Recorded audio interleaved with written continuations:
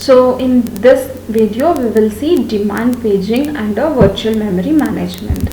So demand paging is a concept which is used to solve the concept of virtual memory, where the page is demanded or the page is loaded from secondary storage device to main memory based on demand. So could bring entire instead of bringing entire process into the memory at load time, you can bring the page to the main memory only when it is needed. So similar to paging system with swapping involved in it.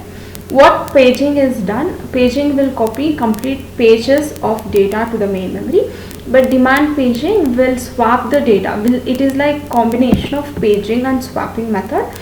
The demand paging will swap the data whenever it is requested. If the page is need, then reference to it. Invalid reference is aborted, and if the page is not needed anymore, then it will be aborted, or if the page is not in the memory and if it is needed, that will be call to the memory. A lazy swapper is never swaps a page into a main memory unless the page will be needed. Swapper that deals with pages in a pager. So basic concept of demand paging is, first thing is swapping. Next one is pager guesses which pager will be used, because swapping is a technique where you can swap the process data from main memory to secondary storage or from secondary storage to main memory. But how you can swap it? Based on a guess whether which page will be used by the process next or CPU next, or which process which is no longer used later on. So instead of pager brings into in only these two pages into the memory. How to determine that a set of pages which is needed? So to do that, a new memory management unit functionality is implemented called demand paging. If pages are already in the memory resistance, then no difference from non-demand paging. Means if the page is there, then no need of going to demand paging. If the page is not there, then you have to go for demand paging. If the page needed and not memory resistance, means the page which is required by the CPU which is not in the main memory, then you have to detect and load the page into the main memory storage without changing program behavior or without programmer needing to change the code. This should happen. How it can be done? In the page table we have already seen that there is one concept called valid and invalid bit in the third module.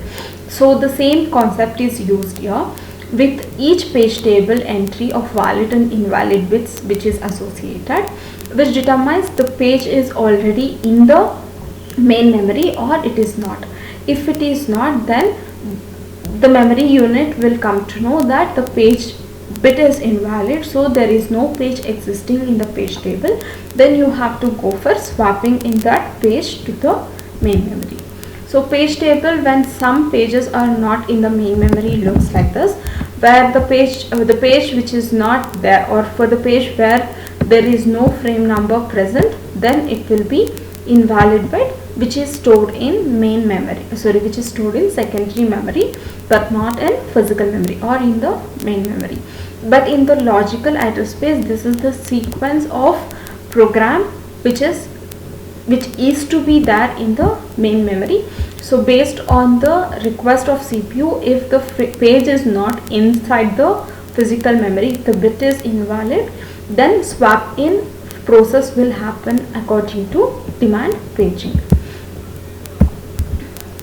So steps in handling any page fault. Page fault is the one where if the page is not present, if the page numbers respective frame numbers bit is invalid, then page fault occurs. A trap is generated where it tells that there is no page in the physical memory existing.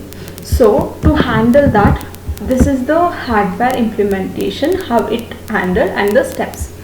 So reference 1, where there is no page. See here, load M there is a function which has executed. For that there is a reference 1 given.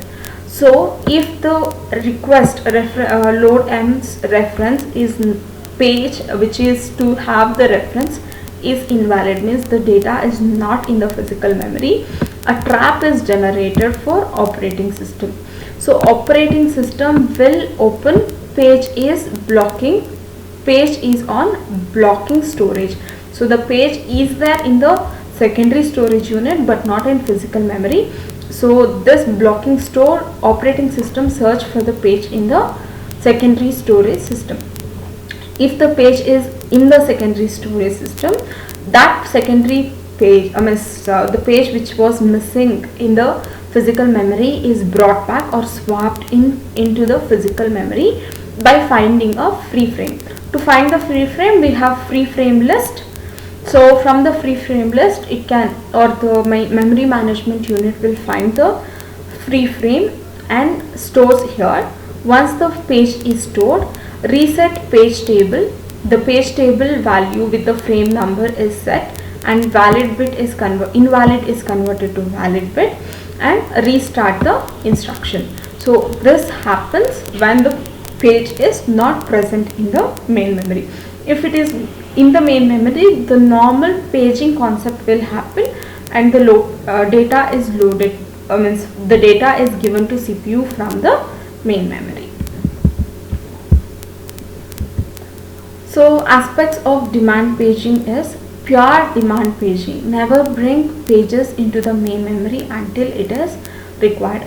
So pure demand paging is a concept based on the demand of a CPU. You have to get the page from secondary storage to main memory, where there is no need of comparing page table which is valid bit or invalid bit. Some programs may access several new pages of memory with each instruction, causing multiple page faults and poor performance. So program tends to have locality of reference, so this results in reasonable performance from demand paging. Since if you have multiple page faults, then the CPU will spend, or the process will spend more on paging concept and the performance will come down. So this is one major drawback of demand paging. I hope you understood these topics. Thank you.